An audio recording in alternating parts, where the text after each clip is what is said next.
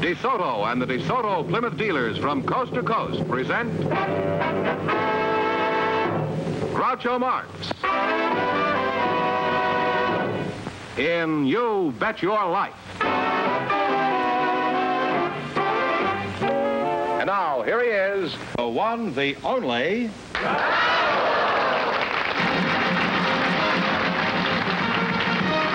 Well, nothing funny happened to me on the way to the studio, so we may as well get started. We have some couples out there who are anxious to win a lot of money, as much as $10,000. And if any of them say the secret word, our duck will come down and pay them an extra $100. Groucho, Michael, and Gretchen Wayne are waiting to talk to you, so folks, you come in, please, and meet Groucho Marx. Welcome to You Bet Your Life. Say the secret word and divide an extra $100. It's a common word, something you always have with you. How do you do? How do you do? Michael and Gretchen Wayne, huh? Are you brother and sister? No, we're married. We're married. Well, that's how it goes. You have to take the good with the bad in this world. Mike, I'll start with you. Where are you from? I'm from Los Angeles. Were you born here? Yes, I was in St. Vincent's Hospital. Well, why were you born in a hospital? Why was that? Were you sick? Well, my mother was there. Now, Mike, you're a pretty husky-looking lad. You look like a football player, are you? No, I'm not. Why not? You're heavy enough to be a football player. Have you ever played football? I played football for a couple of years in high school, but I had to give it up. Why? Well, I was allergic to grass.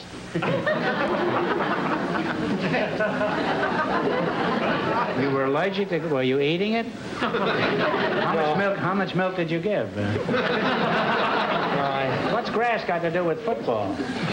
Well, you play football on a grass field, and usually you're getting pushed around in it, having your face shoved in it, things like that. Yes, well, they don't always play on a grass field. College football fields are covered with professional football players who pretend they're not getting paid.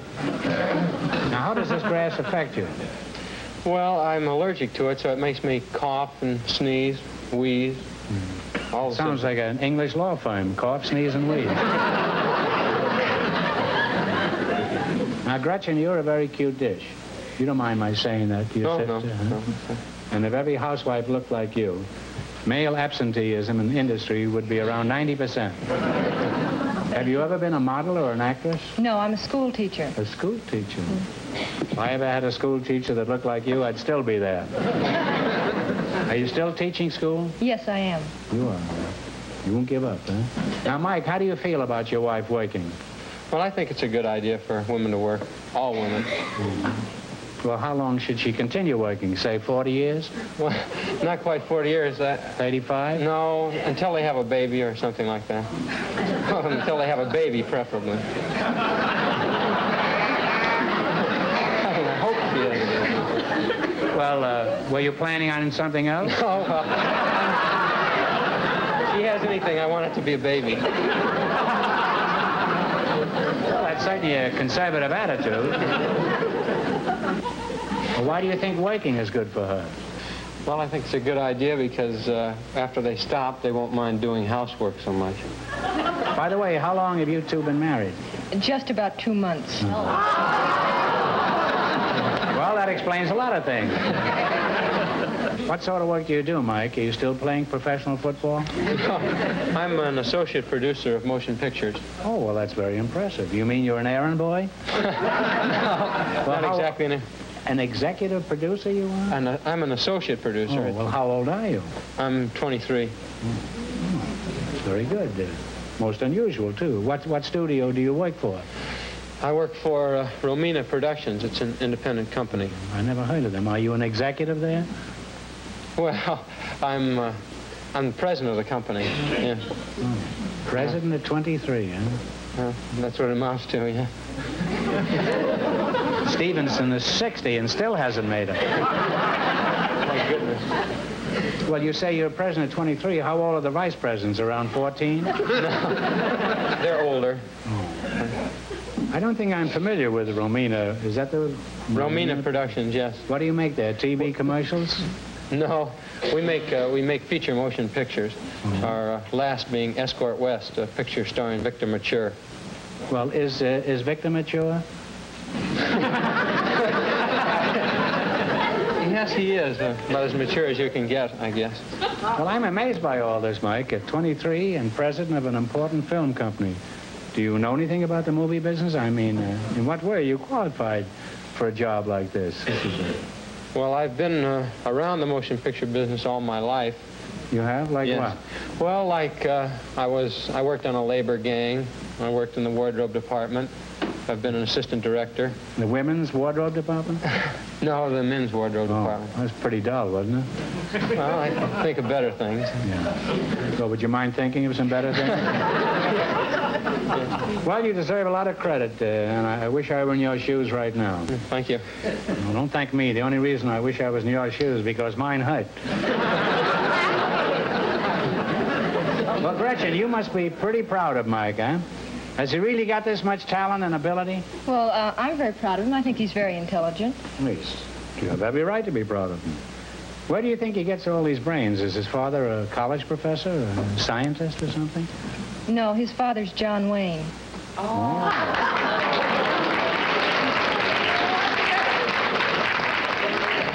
John Wayne, huh? Mike, you've said you got a lot of talent and ability.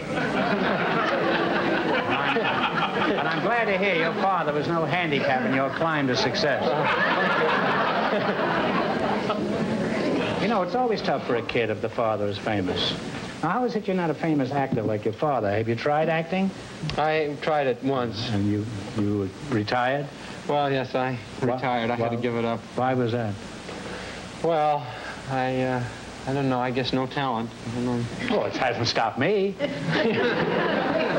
Well, have you ever acted in one of your father's pictures? Yes, that was I worked in a picture with him, and that was my last one. What?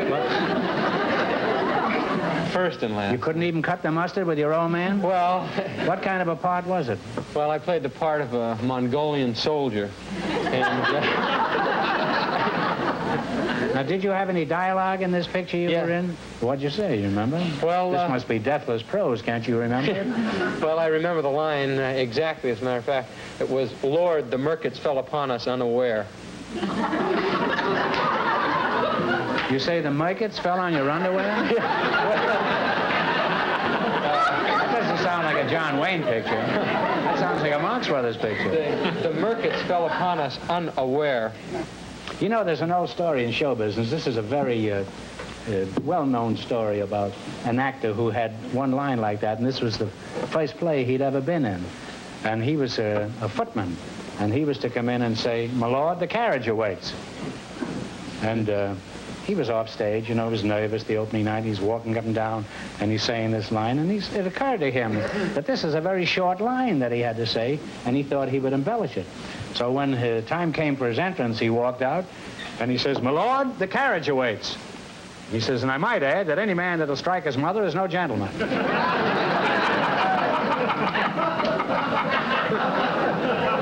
And they threw him out, of course. And by an odd coincidence, his father was John Wayne. Well, Mike, I'm going to give you the same advice I give all newly married couples. Keep smiling and keep up the payments on the washing machine. Now, you're very nice kids, and I have enjoyed talking to you. Thank you. Thank you. And now the time has come to see who is buried in Grant's tomb. Now, you selected Mother Goose rhymes. Do you have any children?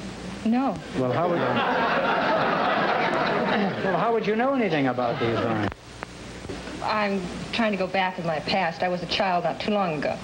No. What about you? I was a child once myself. Were you a child for the FBI?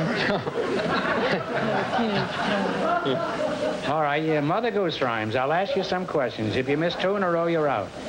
If you get 4 in a row right, you win $1,000. Were you ever a child? Yes, I was. Well, right now, you're in your second childhood, huh? All right, what did Miss Muffet sit on? Her tuffet. And you have one right. She had a lot of nerve, you know, sitting on her tuffet. She was sitting on her tuffet watching all the boys go by.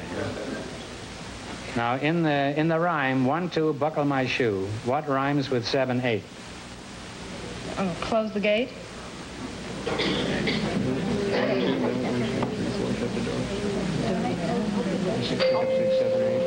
Don't be late. I don't know. 7, 8, lay them straight. That's an old poker term. I don't know how that fits in Mother Goose. Mother Goose. Now have one wrong. Okay. All right. What did Simple Simon say to the pieman? Let me taste your ware. That's right, yeah. That's right. Now you have one right. Oh, good. In Sing a Song of Sixpence, where was the Queen? In the,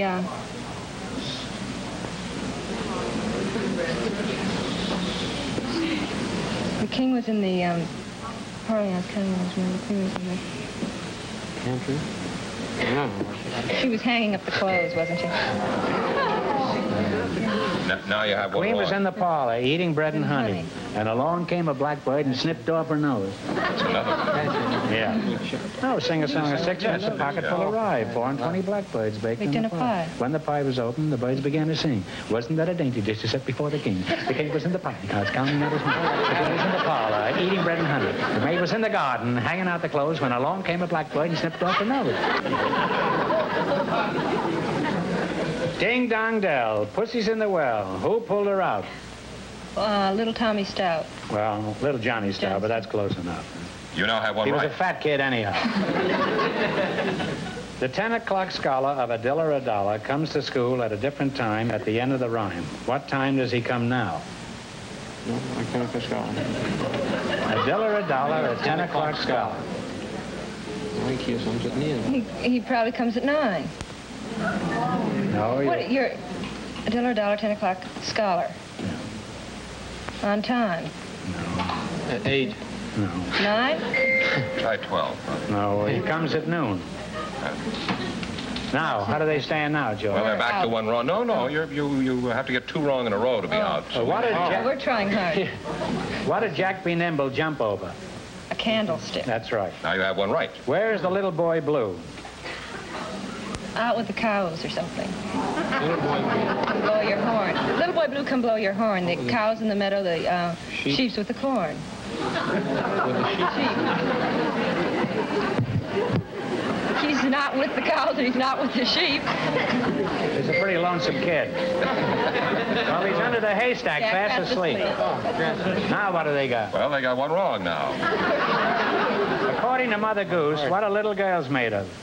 Sugar and spice and everything nice. That's right. And we have one right now. Now, who put Pussy in the well? I don't know that one. Little Tommy Green. You don't ask him, huh? No, he told me he didn't know. You have one wrong now. Needles and pins, needles and pins. You give me the next line. Needles and pins, needles and pins. I've never heard of these rhymes. Oh, when a man marries, his His trouble trouble begins. Well, now they have 2 wrong. Yours are over now. Yes, we. Well, you'll have to go back to playing the Mongolian, I think. You're not going to get any money. I'm sorry you missed 2 in a row, so you're through. We don't want you to go away broke. I'm going to ask you one question for $100. Now, get it right. No help, please. What animal lives in a pigsty? Yeah, let me have this one. A pig. I'm sorry you didn't win more, but thanks anyway for being on the show, and good luck in your married life. Thank you. Thank you very much. And in your movie.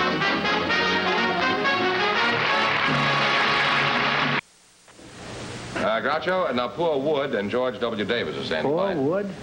Napua Wood. Well, and here they are. So, meet Groucho Marx, folks. welcome to the world's most mashugana show. Say the secret word and divide an extra $100. It's a common word, something I assume you always have with you. George W. Davis and Napua W. Wood, is that right? Mm-hmm, yes. Now, what kind of a name is Napua? A Hawaiian name. I'm all right, how are you? But what kind...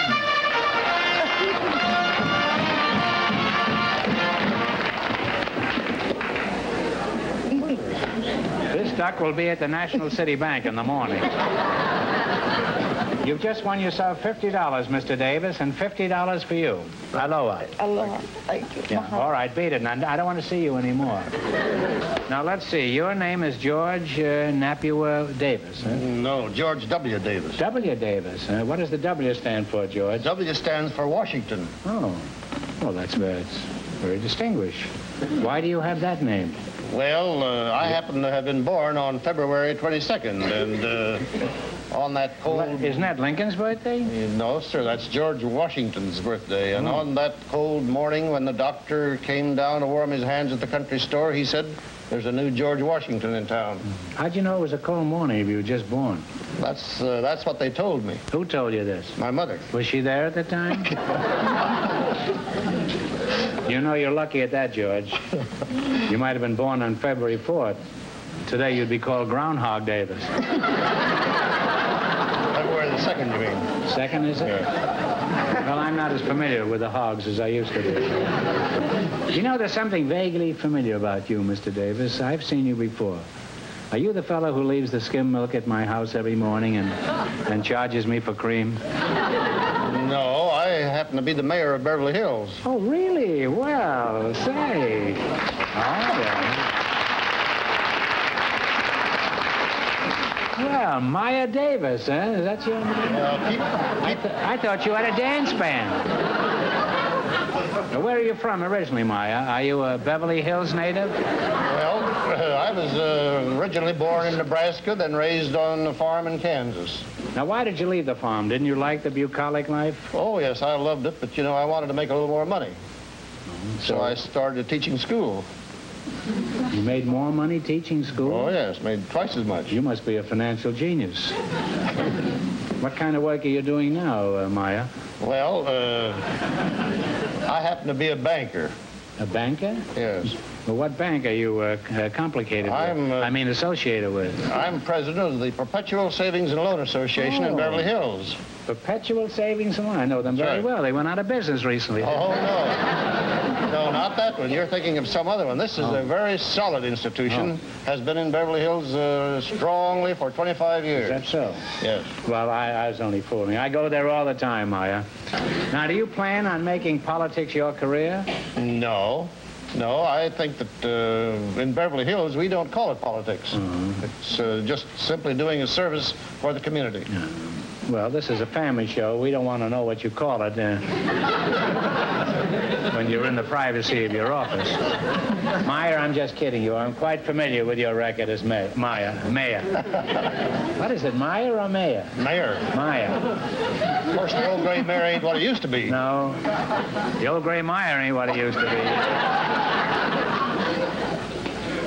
Now, Napua, let's get back to you. What do you do for a living? Are you in politics? No, I do a little dancing, but teaching most of the time. I teach down at the Prairie Studio in Hollywood and out in Palos Verdes at the Polynesia and the Club Hawaiian in Long Beach. What do you teach? The hula. The Hawaiian hula. Now, could you show us some of the hula? I'd love to. I mean, without the joint being raided? Glad to. They play some Hawaiian music. You need Hawaiian music? A little bit. Jack, do you know Ist das nicht ein Schnitzelbank? 9. No, we only want it once. No, what kind of Hawaii? What do you want? Grass shack. She wants a little grass jack. You want to step out here? All right. Out here, yeah? You better take your shoes off. It's all off. Oh. Are those your feet? What do you do there? All right.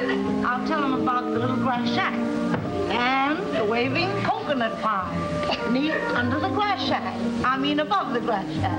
I'm just a little Hawaiian and a homesick island girl. I want to go back to my fish and poi. I want to go back to my little grass shack in Kealikikua, Hawaii, where the humu nuku nuku apua goes swimming by.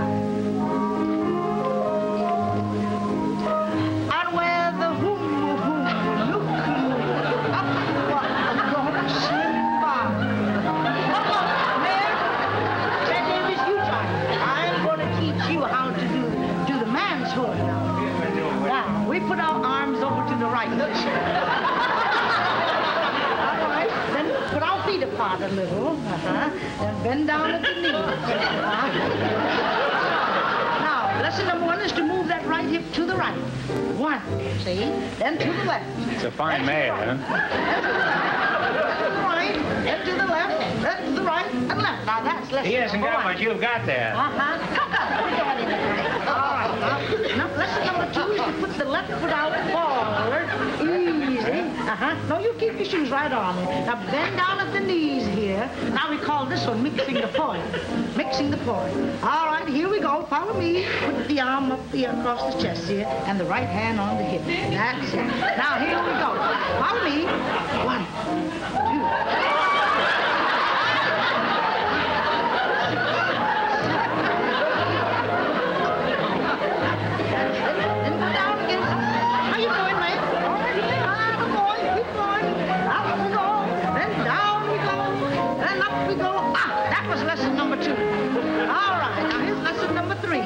Put the right hand on the right hip again, left arm across the chest, turning around towards Beverly Hills, and here we go. Beverly Hills is this way. Which way is Beverly Hills? This way. Go. 1.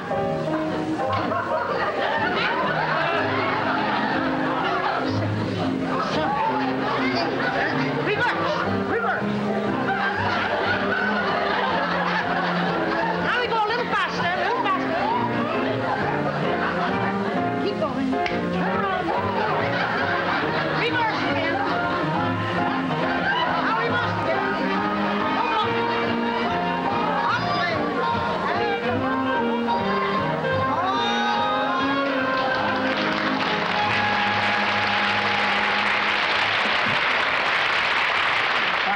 Maya. Yes, ma'am. This has been an experience. And, Mayor, I hope you remember what you learned here tonight. Oh. Next time the bank examiner comes, you'll be able to wiggle out of anything.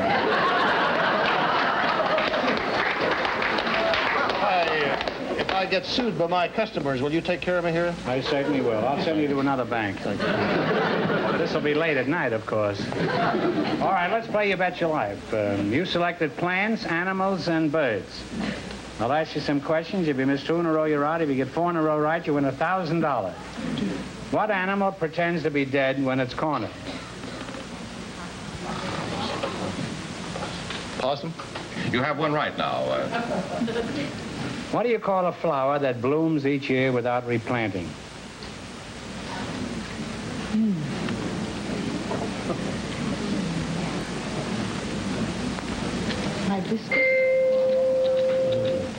Give up? Give up. Oh, you know this. Perennial. Oh, yeah. Now you have one wrong. Don't get the next one wrong and the game is over for you. To what order of mammals do mice, squirrels, and guinea pigs belong? You got a whole cellar full of them. Anybody want any? Insects. Yeah. Mammals. Mice, squirrels, and guinea pigs.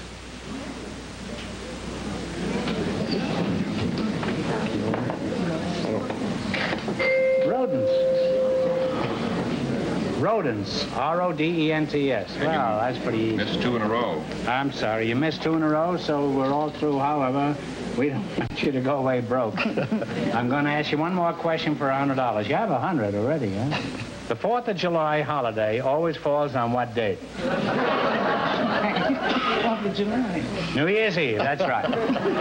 Sorry you didn't win more, but thanks anyway. It was a lot of fun, and the hula was wonderful. I enjoyed every hour.